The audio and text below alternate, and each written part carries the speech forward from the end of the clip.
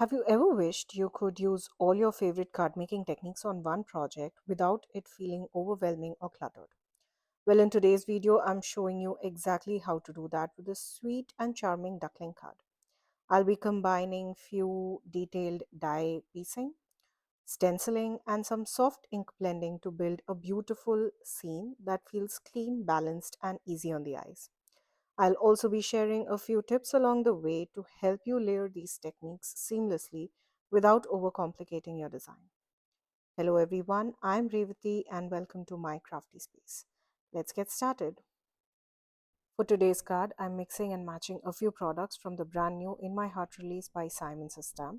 For the background, I'll be using the Big Basket Weave stencil to create a soft textured base that'll hold all of our beautiful elements together. For my main focal point, I'm bringing in this adorable duckling die, and I'll be pairing it with a scalloped arches frame die to really ground the design and add a nice layered look. To finish things off, I'm using a sentiment from the Bereavement Thank Yous sentiment stamp set. Well, if you haven't had a chance to explore this release yet, I highly recommend checking it out. It is filled with such fun and versatile products, especially perfect for spring, which is always my favorite season to craft. Well, to save us some time, I went ahead and cut the little duckling using plain white cardstock twice, and I'll be adding color to the pieces with some fun ink blending. Now, this die actually comes in three separate pieces, so you could easily cut them from different colored cardstocks as well for a quicker option. Now, I'd love to know, are you someone who enjoys adding your own color to die cut pieces, or do you prefer reaching out for colored cardstocks? Let me know in the comments below. I kept the ink blending fairly simple for these little ducklings. I used a bright yellow for the body, but you can absolutely switch it up and use any fun colors you like. Now, for the smaller headpiece, only the beak will be visible once everything is assembled. So I added a bright orange to just the beak, and I used that same orange for the feet as well to keep everything cohesive. Now I'm using little mini ink blending brushes for my beaks and the little feet. You could definitely use colored cardstocks here as well. Now, before assembling all of these little pieces together, I went ahead and added tiny black dots for the eyes using my alcohol markers. This way, they peek perfectly through the openings on the duckling's face once it's assembled. I used a bit of liquid glue to assemble all the pieces together, and I just love how cute and adorable these ducklings turned out. Each layer really pops thanks to that soft ink blending, and it all comes together so beautifully once assembled. Now for today's card, I'll be using just one of these ducklings, and well, I can save the extra one for another project. I'm usually not someone who plans out my cards in detail in the very beginning, but for this one, I did have a rough idea in mind. Since I was using this sweet little duckling, I knew I wanted to frame it against a beautiful background, but without creating a typical scene. Instead, I decided to use the scalloped arch frame to really highlight the duckling against a beautiful soft background. It gives that subtle pond like feel, but with a bit of a twist, since I'll be bringing in different element rather than the traditional pond scene behind my duck. I decided to stack two of the frames together to give my panel a little extra lift and dimension. It adds just the right amount of depth without being too bulky. You could definitely take it a step further and stack few more layers to turn this into a fun shaker card as well. Now, when you die cut these scalloped frames, don't forget about the negative pieces. You will get that beautiful art shape left behind.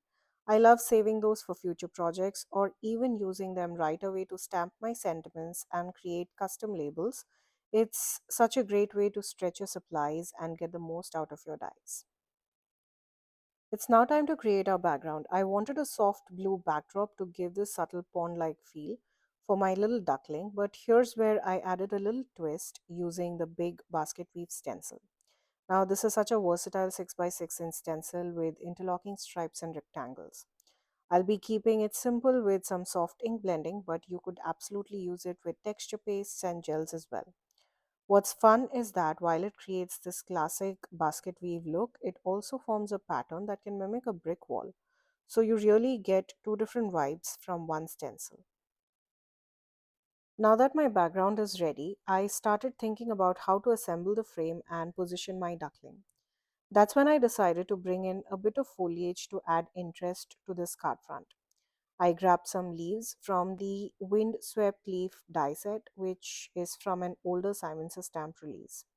Now, I die cut these leaves again from white cardstock, just like I did with the ducklings. And while the set comes in three layers of leaves, I chose just two for this particular card. At first, I thought of leaving them plain white, but then I decided to add the tiniest hint of color to these leaves as well. I used whatever green was left on my blending brush to softly ink blend on the leaves. This gives them enough color to pop without overpowering our main focal point, which is our adorable little duckling. Once I was done with all that beautiful ink blending on my foliage, I played around with the arrangement for quite a while until I was happy with the placement of all of these elements together. Now, I decided that frame would sit towards the upper left-hand corner of the panel with the foliage woven between the frame and the duckling layered on top of it so it really stands out. Now, before adhering everything down, I had to stamp my sentiment. Now, for my sentiment, I decided to stamp it on the lower right-hand corner where there was just a little of that blue stenciled background showing. I positioned the entire arrangement onto my stamp platform and placed my clear transparency over it to ensure perfect placement. For the sentiment I chose, I appreciate you and wanted to give it some shine, so I decided to stamp it with my VersaFine Onyx Black ink. I did use an anti-static powder before I stamped my sentiment. Once I stamped it, I sprinkled on some clear embossing powder and heat set it. I did make sure to keep my heat gun moving to prevent the panel from warping, giving the card a polished and glossy finish. I definitely wanted a little sparkle and splatter on this card, so before adhering any of those elements, I added some black splatters. I love how the black really pops against the soft blue background and the bright yellow duckling. To protect my sentiment, I covered with a scrap piece of black cardstock so that none of that splatters would land on it. While the splatters were drying, I added some glitter to all the die cut pieces, which is the frame, the foliage, and even selected areas of the duckling. It gave everything just the right touch of shimmer and without overpowering any of that design. Since I wanted the leaves to weave naturally over the frame, I first attached both of them along the edges of our scalloped arch. I love that even with the leaves layered on top, you can still see that beautiful scallop design peeking through. Once that was done, I adhered this whole piece onto my card panel using liquid glue, making sure that both the frame and the leaves were firmly attached to my card panel and were in place. Now, for my little duckling, I wanted to give him a bit of dimension, so I added small pieces of foam tape.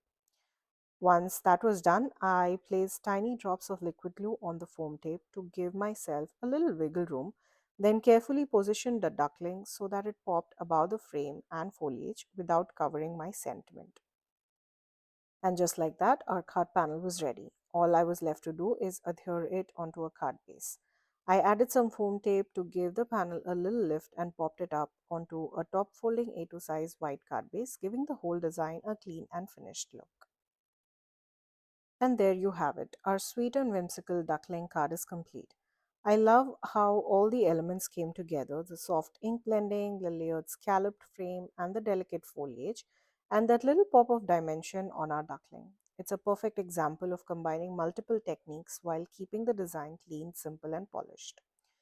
If you enjoyed watching today's video, be sure to check out another project that I shared a few days back where I created two cards using just one background stamp from the same In My Heart release. I will leave a link to that video along with the links to all the supplies that I used for today's card project in the description box below. Please note that all of these links are affiliate links, which means that if you shop using one of my links, I'll get a small commission at no cost to you guys. Thank you again for joining me today. Until next time, stay safe.